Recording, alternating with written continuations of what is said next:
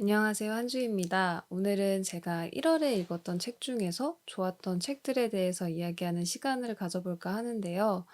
사실 한 주에 한 책이 업로드돼야 되는 시기인데 결론적으로 말씀드리면 잠깐 준비 기간을 가지려고 해요. 작년 1년 동안 진행을 하면서 느꼈던 점이 주제적인 측면에서 저의 관심사나 아니면 저의 고민들을 투영하고 있다 보니까 조금 다양하지 못했다는 생각이 들더라고요. 그래서 이번에는 조금 더 여유롭게 준비를 하면서 다양한 주제로 또 다양한 책들로 잘 꾸려서 다시 찾아뵙도록 하겠습니다. 그래서 올해에는요, 월간 시리즈로 제가 좋아하는 것들을 마구잡이로 이야기하는 페이보릿 영상을 준비했는데요. 당연히 책 이야기하는 공간이니 책 이야기를 주로 할 거고요. 보너스 영상처럼, 부록처럼 그달에 제가 뭐 잘 봤던, 잘 썼던, 잘 먹었던 어떤 것들을 살짝 곁들여서 같이 소개를 해 드리도록 하겠습니다. 제가 유튜브 영상 중에 가장 많이 보는 영상이 페이보릿 영상이기도 하고 또 좋은 것들을 주변에 막 소개해 주는 걸 좋아해요. 그리고 제가 구독자 이벤트를 하면서 느꼈던 점이 책 취향이 비슷하면 뭔가 여러 가지 것들의 취향이 겹치는 확률이 높더라고요. 그래서 여러분들에게 아마 쏠쏠한 아이템들 많이 보여드리지 않을까 싶습니다. 그럼 한 주의 책 이야기 시작해 보도록 하겠습니다.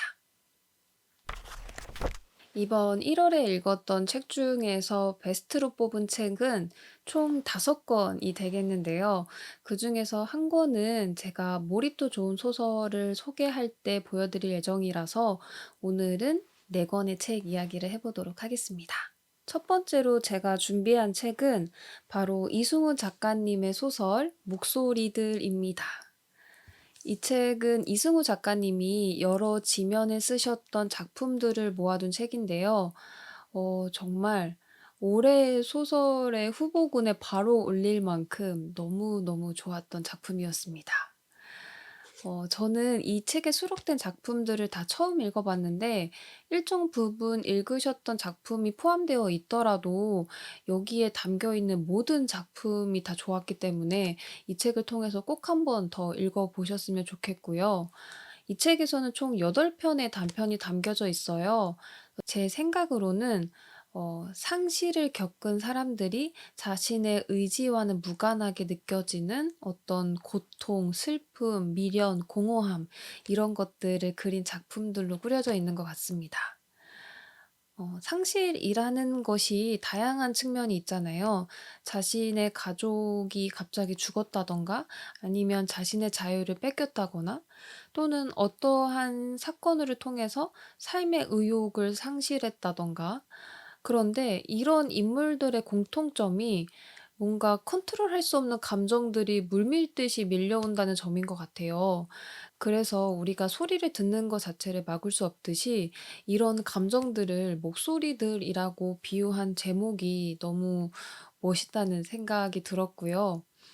또 이런 약간의 자조적이고 회의적인 감정들을 이승우 작가님의 문체로 읽으니까 그 감정이 더 고조되는 느낌이 있더라고요. 예를 들면 이 장면은 세상을 떠난 친한 동생을 회상하는 장면인데요. 주소록은 거처, 말하자면 사람이 모여있는 공간, 이름을 입력하면 거처가 등록된다. 그는 그곳에 있다. 이름을 지우는 것은 그 사람의 등록을 말소하는 것. 나는 너의 존재를 부정하고 너를 정말로 사라지게 하는 일처럼 여겨져서 차마 이름을 지우지 못했다. 그것은 이미 사라진 너를 더 사라지게 하는 것이라는 생각을 했는데 그 생각은 전혀 논리적이지 않다. 사라지는 것은 현상이든 사물이든 감정이든 있던 것이 없어지는 상태에 이른다. 없어지다는 완결된 상태이다. 없어진 것은 더 없어질 수 없다. 사라진 것은 더 사라질 수 없다. 사라진 데 보태어 그 이상으로 사라지거나 사라지게 하는 것은 불가능하다. 여러 번의 사라짐이라면 몰라도 하나의 사라짐이 더 심해지는 상태를 상상하는 것은 가능하지 않다. 그런데도 나는 너를 더 사라지게 해서는 안 된다는 생각에 사로잡혔다. 그러니까 그가 사라지지 않았으면 하는 마음에 주소록에서 그의 이름을 지울 수 없었다. 이 명료한 사실을 여러 가지 명제를 덧붙여 가면서 그 감정을 쌓아 올리는 거잖아요. 그래서 이런 게 이승우 작가님의 매력인 것 같고 또 문학만이 줄 수 있는 아름다움이라고 생각을 했습니다. 이 책에 담긴 작품들은 어떤 스토리적인 부분보다는 여러 인물들의 이런 텅 빈 마음을 어떻게 풀어가는지를 읽는 묘미가 상당한 책이라는 생각이 들었고요. 모든 작품이 정말 다 좋았지만 오늘 영상에서는 조금 색다른 메시지를 담고 있는 작품인 마음의 부력이라는 작품을 소개해 드리고 싶습니다. 어머니와 두 형제 사이에서 작은 아들의 시점으로 서술이 되는데요. 이 작은 아들은 형보다 어머니를 자신이 더 알뜰살뜰 잘 챙겼기 때문에 어머니와 자신이 더 친밀하다는 사실에 대해서 별로 대수롭지 않게 생각을 해요. 그러다가 형이 죽고 나서 어머니와 전화 통화를 하는 도중에 어머니가 실수로 자신을 형의 이름으로 부르는데 그 사건으로부터 뭔가 이 마음속에서부터 감정이 꿈틀대기 시작하는 거예요. 어머니의 편애의 대상이 나였고 '내가 형에게 가야 할 사랑의 몫까지 뺏은 건 아닐까?' 하는 이런 생각들이 고조되기 시작하는데요. 그리고 마침내 나는 내가 형에게 돌아갈 몫을 부당하게 차지했을 수도 있다는 생각에 사로잡히지 않으려고 무진 애를 쓰고 있는 자신을 외면하지 못했다. 의도와 상관없이 혜택을 더 받은 사람이라는 생각은 편애의 대상이었음을 인정해야 함으로 위험했고, 그래서 회피해야 했다. 편애의 대상이 된 사람이 느끼는 마음의 불편함을 사람들은 간과한다. 그들은 한쪽으로 치우친 사랑에서 제외된 사람의 아픔에 주목할 뿐, 주목하느냐.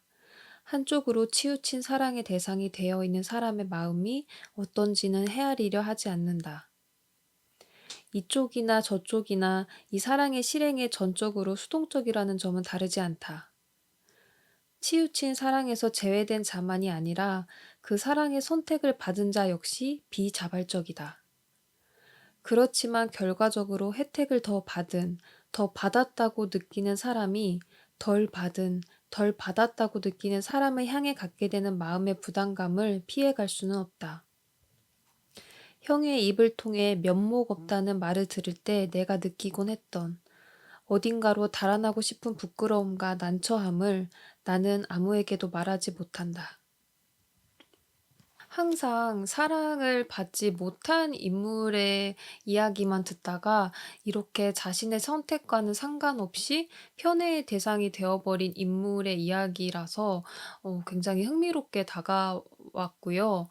그리고 이 책 같은 경우에는 추운 날씨에 너무 잘 어울리는 책이라서 꼭 이번 겨울이 끝나기 전에 꼭 한번 읽어보셨으면 좋겠습니다. 이승우 작가님의 소설 목소리들이었습니다. 두 번째 책은 책하울 영상에서 보여드렸던 책이었는데요. 바로 안윤 작가님의 남겨진 이름들입니다.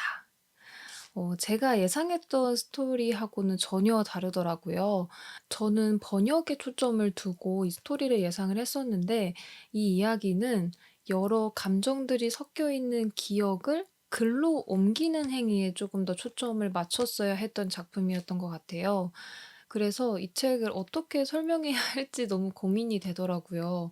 너무 좋았는데 그 감정이 너무 추상적이다 보니까 설명하기가 너무 어려운? 일단 이 책은 여러 측면의 사랑이 복잡하게 얽혀 있고 결론적으로 그 사랑을 주고받았던 인물들의 이름을 잊지 않으려는 의지가 가득한 책이라는 생각이 들었어요. 구조적으로 봤을 땐 서문에서는 한 키르기스스탄의 여성의 글을 번역하게 되는 이유를 밝히고 있고요. 그 다음으로는 그 여성의 이야기, 그러니까 이 키르기스스탄 여성의 시선으로 이야기가 전개가 되는데요. 언뜻 봐서는 이 서문이 옴기니의 글인가 싶지만 이것 또한 소설의 일부이고요. 이 짧은 분량에도 인물들 간의 사랑을 느낄 수가 있는 것이 굉장히 인상 깊었습니다. 표면적으로는 윤에게 라리사라고 하는 하숙집 아주머니가 자기 딸이 쓴 글을 한글로 번역해 달라고 하는 부탁인 것 같지만, 저는 윤을 딸처럼 생각했던 라리사가 윤에게 글을 다시 쓸 수 있는 용기, 그리고 러시아어를 번역함으로써 자신과의 추억을 기억하고 또 자신이 했던 응원을 기억하기를 바라는 마지막 선물이 아니었나 싶기도 했거든요. 그렇게 본격적으로 그녀의 딸 나지라의 이야기가 시작이 되는데요. 시간 순서대로 진행이 된다기보다는 어떤 사물이나 사건에 따라서 현재와 과거를 왔다 갔다 하면서 진행이 됩니다. 나지라라는 인물의 삶을 조금 축약해 보자면, 사랑하는 사람이 있었지만 헤어지게 됐고 그의 아기를 유산한 경험도 있고요. 또 직업도 간호사와 식물인간 환자의 간병인으로 살아가면서 많은 죽음과 그 죽음을 감당해야 하는 사람들을 지켜보는 경험을 많이 해요. 그래서 이 책에서는 죽음, 그리움, 상처 같은 것들에 대한 울림 있는 문장들을 많이 찾아볼 수 있었습니다. 마비된 몸 역시 살아있는 다른 몸과 마찬가지로 시간을 통과하며 변화와 노화를 겪는다. 내게 그건 너무나도 당연한 일이지만 사람들은 그 사실을 잘 알지 못한다. 드라마나 영화에서는 전신이 마비된 사람의 몸을 흡사 시간이 흐르지 않는 몸처럼 보여준다. 몇 년을 침상에 누워 있었는데도 그들의 피부는 눈부시게 매끈하다. 그들의 몸은 마치 긴 잠에서 깨어난 것처럼 고스란하다. 다른 경우는 마비된 몸이 환자복 속에만 머물러 있다. 환자복은 그들의 피부가 되고 정체성이 되어 있다. 사람들은 마비가 곧 시간의 정지라고 여기는 것 같다. 그것은 커다란 착각일 뿐 아니라 마비된 몸으로 살아가고 있는 사람들의 시간을 인정하지 않는 태도다. 그런 몰이에는 참고 보기가 힘들다. 한 여자의 질에서 태어난 우리는 왜 다시 그의 질로 돌아가지 않는가? 왜 다시 눈을 감고 울음을 그치고 탯줄을 따라 폭풍 속으로, 따뜻한 뱃속으로, 외롭지 않은 어둠 속으로 온전히 한 사람과 하나였던 그때로, 쪼개지지 않는 하나의 세포로 돌아가지 않는가? 우리가 종래 돌아가는 곳은 왜 우리의 시작이 아닌가? 왜 우리는 우리의 훼손을 고스란히 새긴 채로 사라지는가? 이렇게 한 번 읽기에는 너무 아까운, 그래서 두 번, 세 번 계속해서 읽을 수밖에 없었던 그런 문장들이 아주 가득한 책이고요. 또 이 소설에서 가장 중요한 설정 중에 하나가 나지라가 점점 기억을 잃어가는 환자라는 사실인데요. 그래서 초반에 나지라는 자신의 삶이 살아가고 있는 것이 아닌 죽음이 지연되고 있을 뿐이라고 이야기를 합니다. 그리고 자신의 삶을 이야기하는 과정에서도 중간중간 기억을 잃는 자신을 보고서 "흐름을 잃어버렸다."라고 표현을 하는데요. 그럼에도 불구하고 나지라가 결국 이 기록을 남기기까지 정말 아슬아슬하게 살아가는 과정을 숨죽여 따라갈 수밖에 없는 작품이었습니다. 다 읽고 나서도 한동안 그 먹먹함이 사라지지 않았던 책이었기 때문에요. 여러분들도 그 경험을 한번 꼭 해 보셨으면 좋겠습니다. 바로 안윤 작가님의 남겨진 이름들이었습니다. 세 번째 책은요, 박정미 작가님의 영원으로 사는 삶입니다. 저는 김현수 작가님이 2023년 올해 책으로 이 책을 선정하신 걸 보고서 아무런 정보 없이 읽기 시작을 했는데요. 처음에 저는 제목만 보고 소설인 줄 알았어요. 뭐 가난한 집안의 한 인물이 자신의 삶을 꿋꿋이 살아가는 그런 과정을 그린 건가 싶었는데 에세이였습니다. 그러니까 실제로 영원으로 살았던 날들에 대한 기록이었던 거예요. 아쉽게도 배경이 우리나라는 아니지만 그래도 정말 새로운 것들에 대해서 많이 알게 된 책이라서 너무너무 재미있게 읽었습니다. 작가님은 한국의 직장 생활에 지쳐서 새롭게 살아보자는 마음으로 영국으로 떠나게 되는데요. 다행히 영국에서 새로운 일자리를 얻었지만 비싼 영국의 물가 때문에 한국과 똑같이 일에 치이는 삶을 살아가게 되는 거예요. 그렇게 영국에 온 것에 대해서 회의감을 느끼고 있을 때 회사에서 해고 통보를 받게 되는데요. 작가님은 한국으로 돌아가는 것 대신에 영국에서 돈을 쓰지 않고 살아가 보자 하는 다짐을 하게 되면서 이 영원으로 살기 프로젝트가 시작되게 됩니다. 제가 작가님의 입장이라면 진짜 무서웠을 것 같거든요. 아마 작가님도 이렇게 내지르기는 했지만 처음에는 많이 긴장이 되셨나 봐요. 그래서 약간 얼어 있으니까 친구가 응원의 말을 보내는데 그게 너무 멋있더라고요. "용감해지는 유일한 방법은 그저 용감하게 행하는 것뿐이다." 이 문장은 저도 좀 써먹으려고 외워두고 있습니다. 이 책에서는 외국에서 무전 여행을 할 수 있는 많은 팁들이 나오는데요. 너무 억척스럽다거나 '이렇게까지 해야 되나?' 싶을 정도의 생각이 드시는 부분들도 많을 거예요. 물론 위험해 보이는 경우도 많고요. 그런데 그런 것들이 어 이 작가님의 고집이라기보다는 그렇게 살아가고 있었던 사람들의 삶을 체험하는 부분이라는 점을 좀 기억하면서 읽어 주시면 좋겠고요. 음.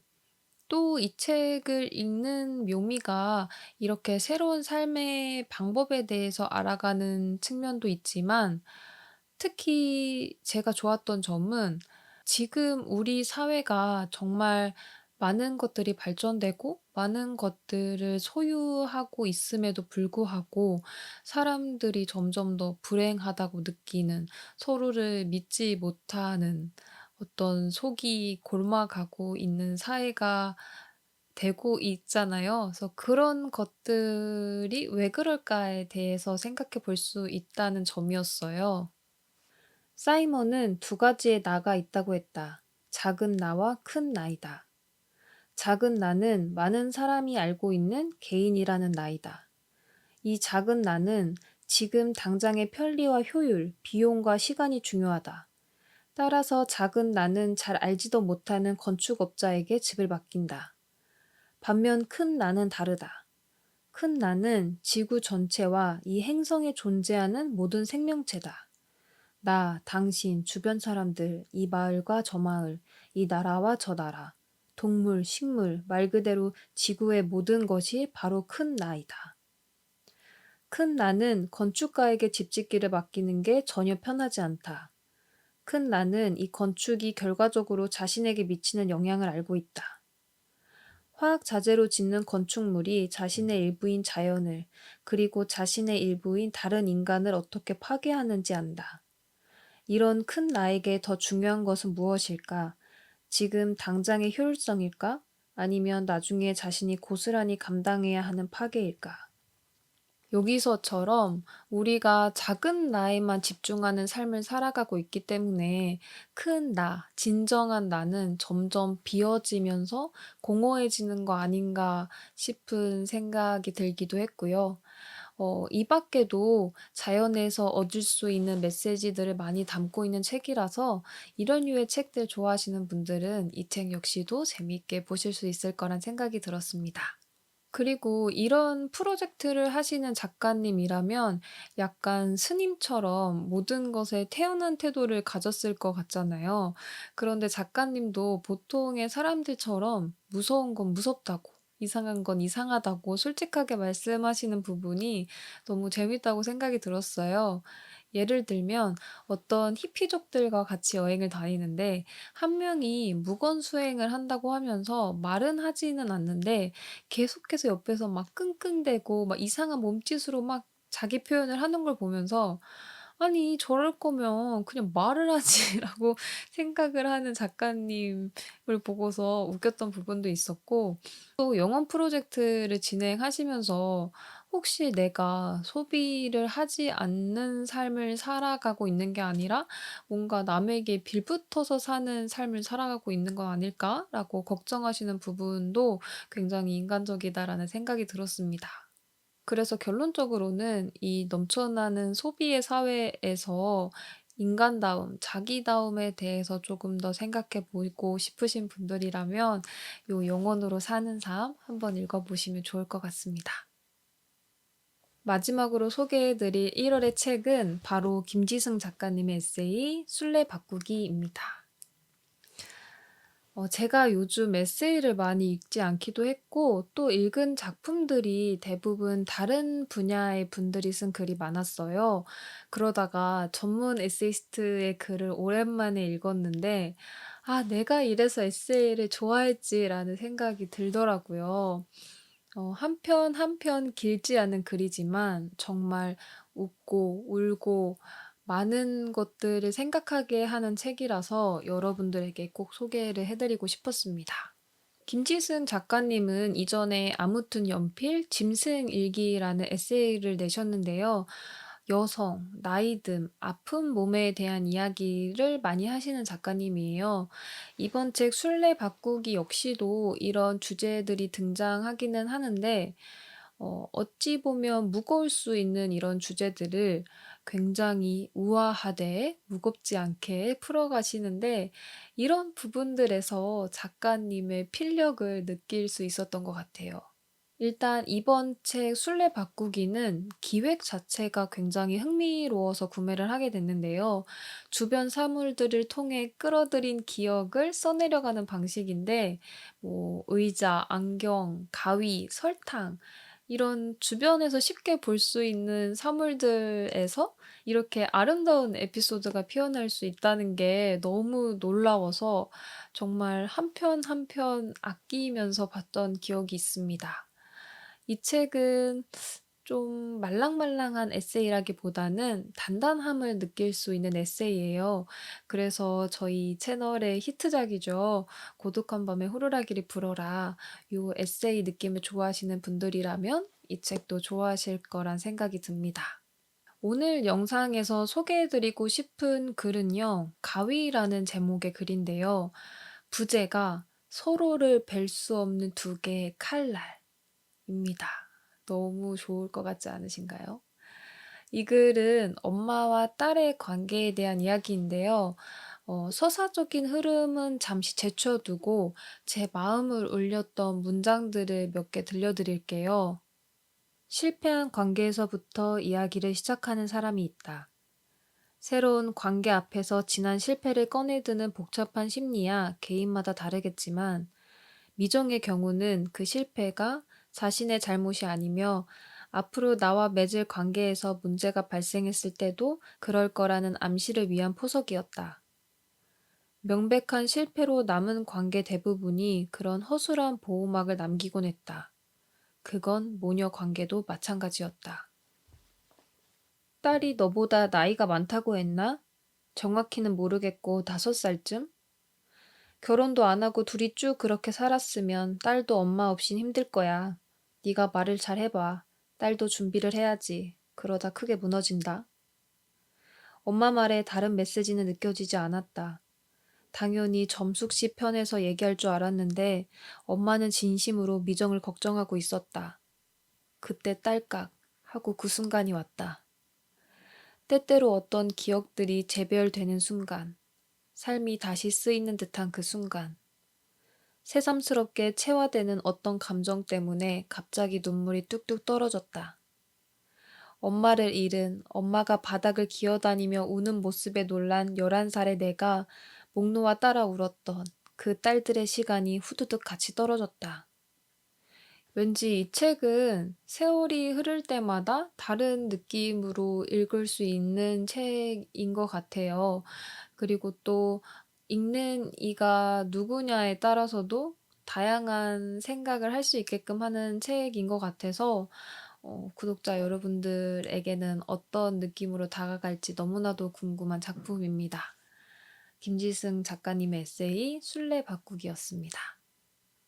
이렇게 1 월의 책 네 권을 소개를 해 드렸고요. 이제는 제가 1월 달에 잘 먹고 잘 보고 잘 쓰고 혹은 잘 들었던 여러 가지 것들을 소개해 보도록 하겠습니다. 첫 번째 아이템은요. 바로 필통입니다. 책 좋아하시는 분들은 또 문구 쪽에도 관심 많으시잖아요. 특히 저는 책 읽을 때 한 손에는 꼭 연필을 쥐고 읽는 스타일이라서 연필에도 관심이 많은데요. 연필 중에서 제일 유명하기도 하고 또 많은 분들이 좋아하시는 브랜드가 바로 블랙잉 제품일 거예요. 그런데 이 블랙잉이 다른 연필들보다 유난히 길어요. 그래서 저도 책에 끼워 다니거나 아니면 집에서만 쓰거나 그랬었는데 이 블랙잉 연필이 아주 스무스하게 들어가는 필통을 찾았습니다. 바로 로디아에서 나온 로디아 라마 원형 필통입니다. 블랙잉 연필이 잘 들어간다는 장점도 있지만 크기 자체도 너무 크지도 작지도 않고 일단 너무 예뻐요.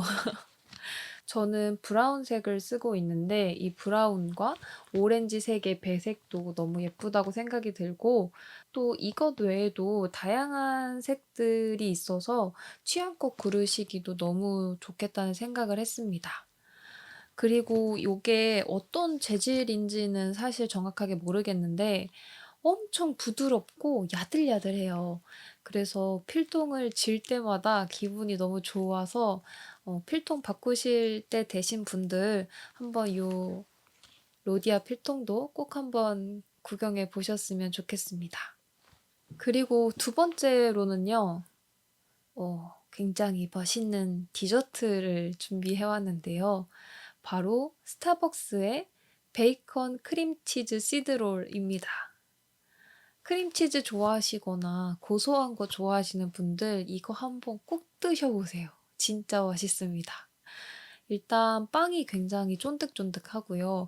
거기에 할라피뇨가 살짝 섞인 크림치즈가 들어있어서 고소한데 느끼하지 않고 또 빵피에는 치아씨드가 아주 자잘하게 박혀 있어요. 그래서 식감까지 너무나 좋습니다. 제가 최대한 탄수화물을 안 먹으려고 노력하는 중인데 스타벅스에 가면 이 아이 때문에 항상 실패를 하고 있습니다. 요게 아마 5,900 원인가 되는 가격으로 알고 있는데 살짝 비싼 감이 없지 않아 있기는 하지만 또 막상 드셔 보시면 절대 후회하지 않으실 거예요. 그리고 세 번째, 네 번째 아이템은 영화를 두 편 가지고 왔는데요. 제가 책 읽는 것도 좋아하지만 영상물 보는 것도 굉장히 좋아해요. 그래서 1월 달에 봤던 것들 중에 인상 깊었던 영화 두 개가 있어서 소개해 드리려고 합니다.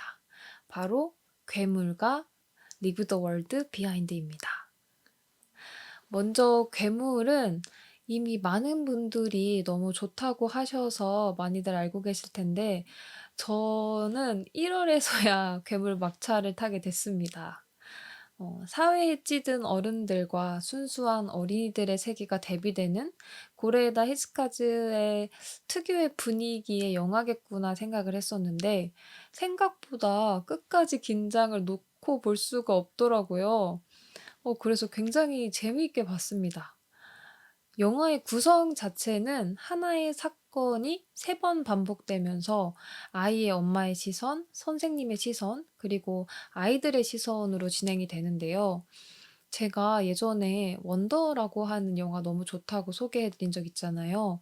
그것처럼 같은 사건을 두고 각각의 인물마다 다른 입장을 취하고 있고 또 그것들을 통해 하나하나 미스터리가 풀려가는 게 너무 재미있더라고요.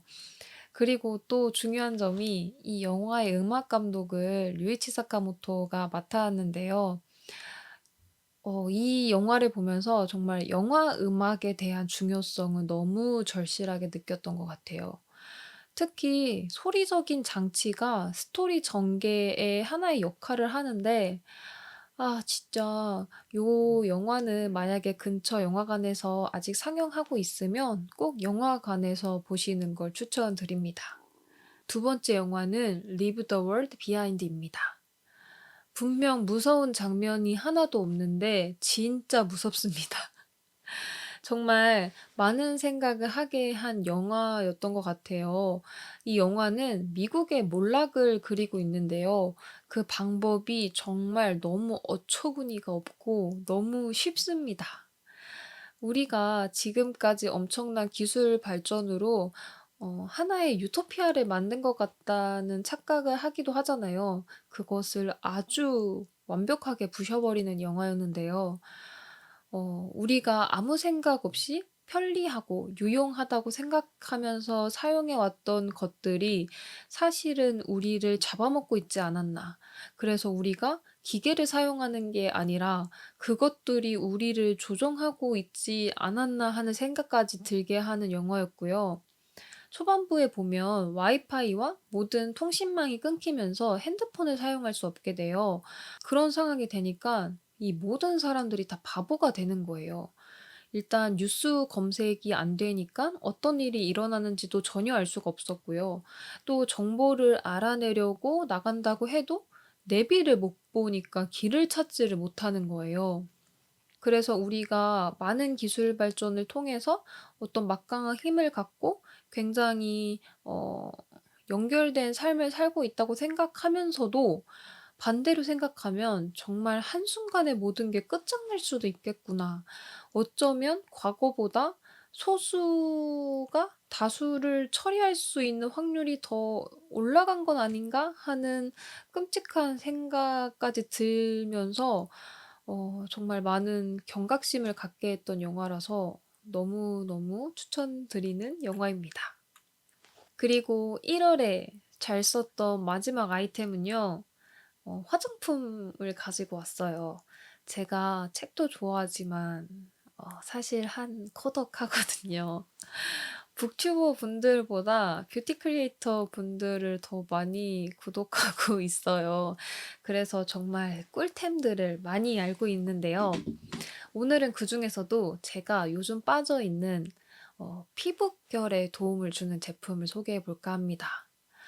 제가 이 제품을 바르고서 피부가 일단 너무 부들부들해지고 매끈해지는 거를 굉장히 빠른 시간에 경험을 했었어서 여러분들에게도 소개를 해 드리고 싶었습니다. 바로 아이오페 레티놀 슈퍼 바운드 세럼입니다. 요거는 제가 너무 잘 써서 대용량으로 사 놓은 거고요. 아마 이거보다 쪼금 더 작은 사이즈일 거예요. 그래서 이 제품은 10 대, 20대 분들보다는 저와 같은 30-40대 분들에게 추천을 드리고요. 사용 방법은 저는 세수를 하고 바로 이 아이를 먼저 바릅니다. 사실 뭐 토너나 여러 기초 좀 묽은 단계를 먼저 바르라는 이야기가 있지만 저는 이 아이를 다 흡수하고 싶어서 일단은 이 아이부터 제일 먼저 바르고 그다음에 수분 세럼 가볍게 바르고 크림으로 마무리를 하는데요. 이 제품을 쓰고 안 쓰고의 차이가 너무나도 극명해서 없으면 뭔가 불안해지는 아이템이어서 1 월에 잘 쓴 아이템을 생각하다 보니까 바로 이 아이가 떠올랐던 것 같아요. 지금까지 제가 1 월에 잘 읽었던 책들 그리고 잘 썼던 아이템들을 소개해 드렸는데요. 페이보릿 영상이라서 그런지 준비하는 과정 자체도 굉장히 즐거웠던 것 같아요. 그리고 여러분들이 1 월에 읽었던 책 중에서 또 좋았던 책들 댓글로 남겨주시면 이 영상이 더욱더 풍부해질 수 있을 것 같아요. 그래서 여러분들의 댓글도 기다리고 있겠습니다. 그럼 지금까지 긴 영상 봐주셔서 감사하고요. 다음 주에도 더 재미있는 책 이야기로 돌아오도록 하겠습니다. 안녕.